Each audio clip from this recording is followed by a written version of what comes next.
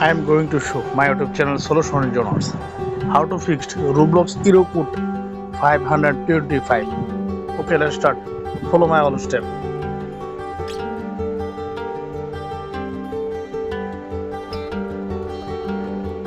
Tap on Roblox app.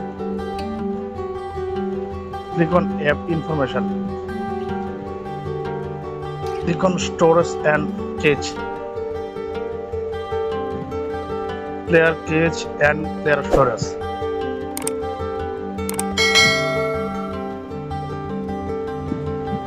All permission allow.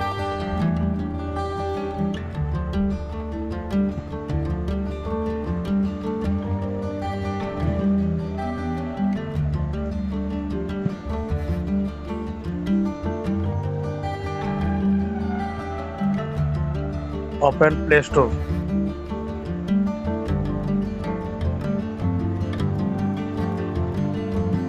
Roblox update check.